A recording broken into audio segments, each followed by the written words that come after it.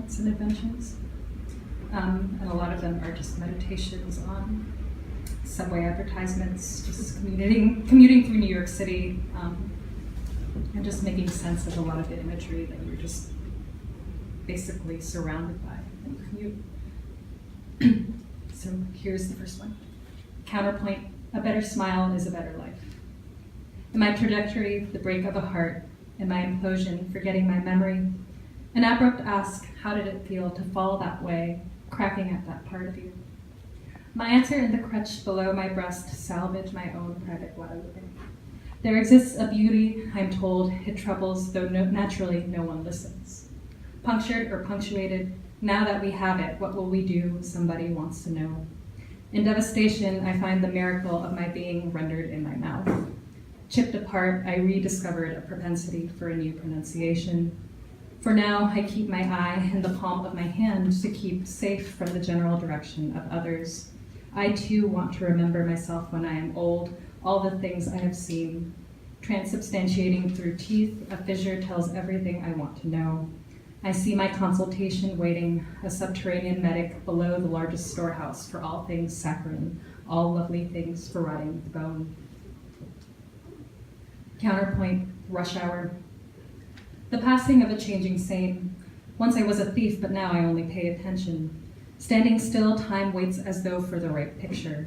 What precedes your question mark, how to take yourself outside yourself, how to know unless you ask. The other city buses command you, be uncommonly beautiful.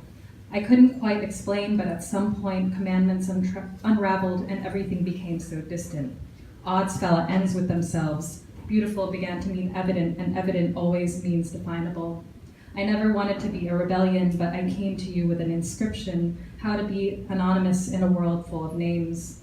Presence is a passing when all is suspended. Passing is fixed to what is behind. We move over the bridge. It might be a wave taking turns around itself, a stitch always coming back again, or it might be the memory of a rib. Thinking of a beloved's bone, if I cannot be, I will be beside you, being that kind of love. We are all tied against each other, moving over the bridge. One falls asleep on another's shoulder, approximation for a home. Invention, homeland. I watch the writer turning to a tide of faceless figures, a version of the story where she is caught, eaten, slaughters the animals from within its belly, where she knows what she is doing. I make a variation, indiscriminate the shadows, thinking of their destinations, pass each other on the street. Head first, I run down the path towards the sun, grateful for my anonymity. When I am not a woman, I am a creature ramming its head against the wall to signal hunger. In my sincere melodrama, something scratches at my organs. From the body of a man, Clarice says, every day spent living is a day away from death. Not that I wish for death, but wonder of the possibilities that come after. Specificities of the matter do not explain, but make extrapolations. From the station, David wanted to know if it is so bad to think of us as another animal. Every day I look in the mirror and see something not knowing its own terror. As we waited to leave, the man against the wall played music to tell that he was hungry. In the dream was a feedback loop made from letters floating in space. In the loop was a song, mnemonic, memory, anniversary for something I could not recall past the moment right before I awoke. Adversarial is the memory and my revisionist take on matters. How it must be to locate coherence of what all hangs in what we breathe.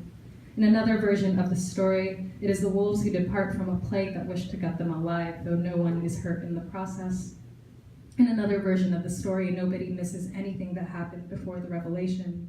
Running into the wall of the sun, I disassemble my pieces, taking on a